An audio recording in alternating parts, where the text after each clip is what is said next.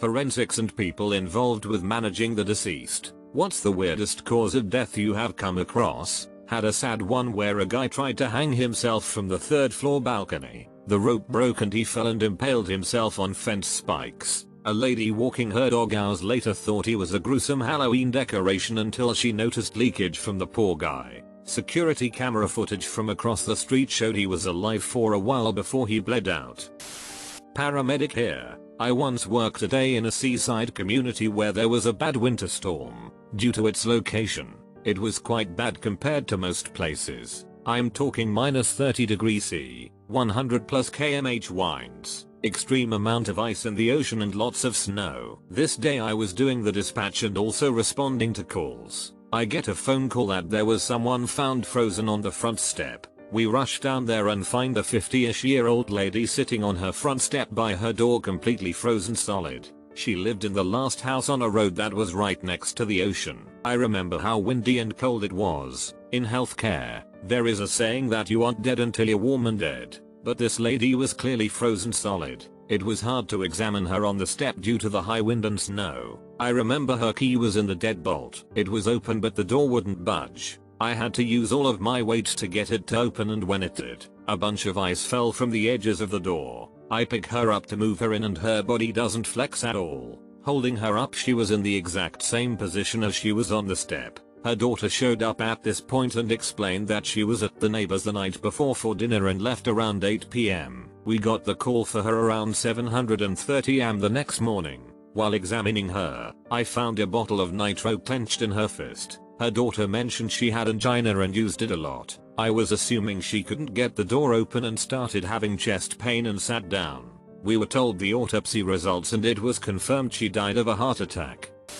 I worked as a medical examiner transporter a few years ago, and I saw lots of crazy stuff. One of the calls I went on was definitely strange. While the cause of death was suicide by hanging, the context of the scene was bizarre. He was a younger guy, maybe in his mid to late 20s, and he had been living in an older couple's shed in their backyard. They claimed not to have known him, but had allowed him to live there. Inside was evidence of some pretty severe mental problems. The guy had scribbled all over the inner walls of the shed with what seemed like anything he could find. Pencils, charcoal, permanent markers, crayons, etc. He had hanged himself directly in the middle of the shed, and all around him were little messages and things. One said something along the lines of, "They are outside," and another said something like, "They'll be here soon." The most bizarre message that my partner couldn't make heads or tails of was written right above his little cot in the back. It stood out, because it was written in some of the largest font, and it just said, "Why the F is Greg here?" I'd been on calls for suicides and the like before, and many of them had been significantly worse, but this one really stood out to me. The cause of death wasn't super weird, but the entire scene was. I sometimes have to receive bodies late at night that the police bring in. The weirdest one I have had was a guy who was living in his ex-wife's garage without her knowledge. She never went in there, except for when a scrap metal merchant knocked on her door asking if she had anything for him. She suggested they try the garage, where they discovered a rank smell and a decomposing corpse wrapped in blankets. She was initially a suspect, but it turns out that he had been suffering from cancer, and had died of cancer while strapped in the sheets. We also had a little girl a couple of weeks ago who swallowed a battery from a remote control and died when the acid burned through her stomach and caused internal bleeding. This guy was alive when he came in, though died later. He came into hospital with no legs below the knee and the top of his head missing. Turned out he was on his way home, drunk from the pub, and fell asleep on some train tracks whilst taking a shortcut. The train cut off his legs, then spun him around and cut off the top of his head. He died whilst in hospital, but he lived for a bit, which is amazing. The paramedics brought his legs into hospital in a plastic bucket. Not a forensics person, but a girl that went to my primary school went to warm her car up in the winter, and after starting it slipped on some ice and knocked herself out. She landed adjacent to the tailpipe. The ND expired due to carbon monoxide poisoning. Radiation sickness in an amateur scientist that had been performing ill-advised experiments. Tests had to be conducted to determine if the cadaver itself was even safe to handle. It's not something I expect to see again. But then, I said the same thing the first time I saw someone who got crushed under a tractor, but that is evidently just more common than I expected. A teaching case. Death by bull. A woman was found dead in a pasture, trampled by a bull. Well, if you underestimate cattle, that can happen, but she was the farmer's wife, so she knew the animal was aggressive, and everyone else in the village knew that too. The neighbors also said he was never kept in that pasture because you couldn't see all of it at once. Yep, the farmer murdered his wife with a bull as the weapon, put him in the pasture without her knowing, then sent her out there for some errand.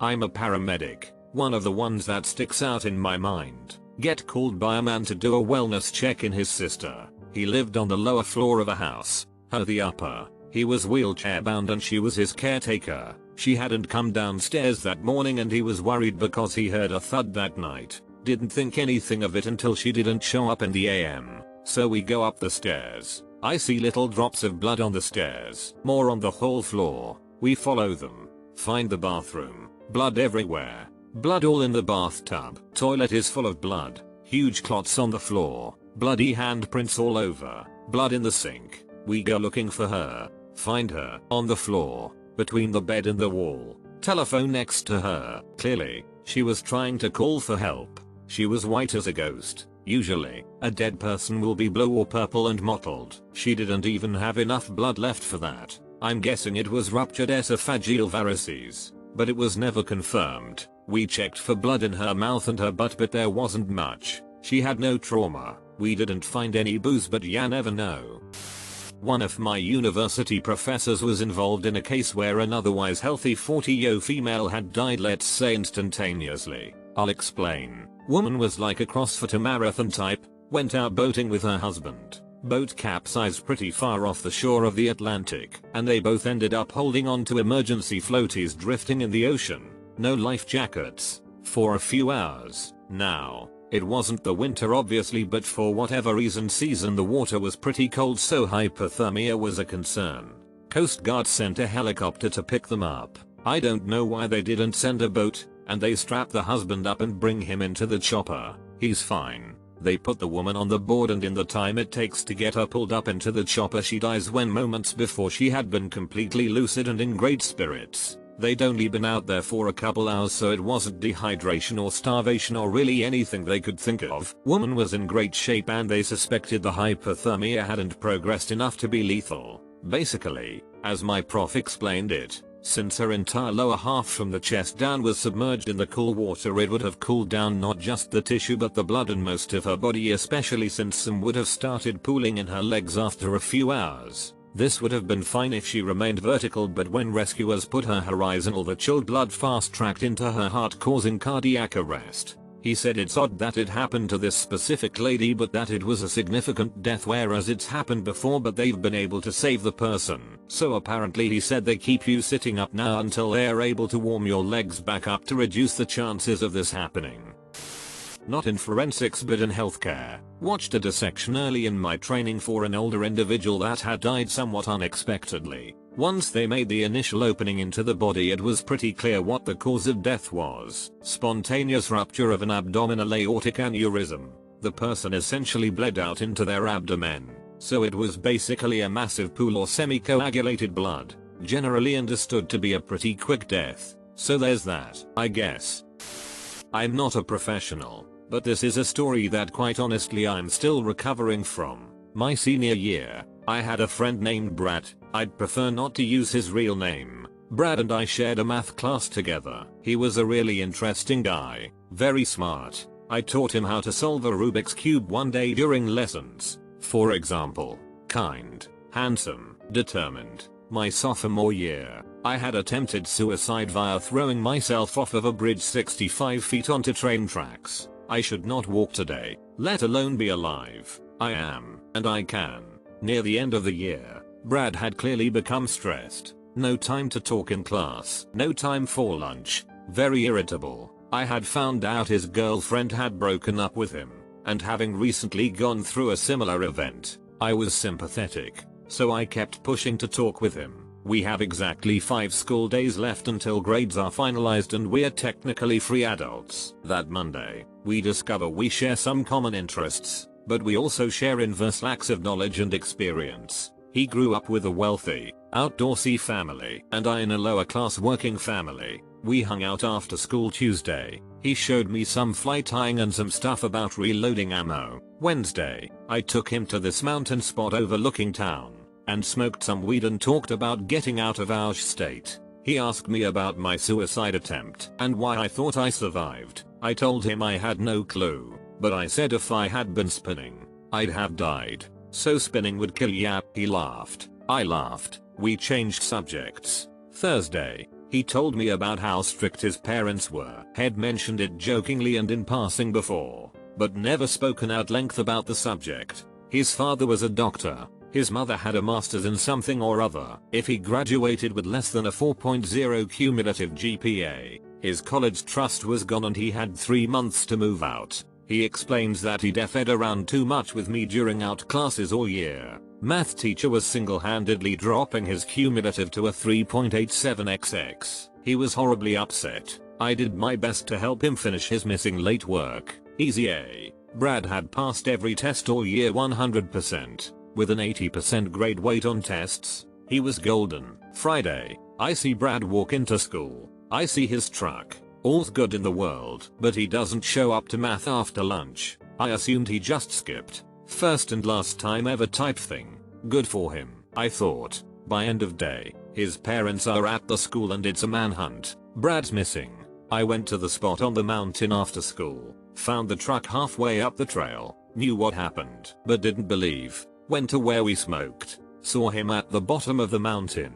About a 130-foot fall down a steep sandstone wall. Halfway down, the wall starts turning red. By the bottom, it looks like someone had turned a hose on. Autopsy said blunt force trauma didn't kill him. He asphyxiated. His ribcage shattered, punctured his diaphragm. He had lost something like 30% of the skin on his right side. His arms, legs, chest, broken arms, ribs, leg. He had jumped around noon. He left at lunch, at 11, and jumped about an hour later after a 20-minute walk from where he left his truck. He died around 2. He stayed down there, shattered and burning and in pain, for 2 hours, and I genuinely blame myself sometimes.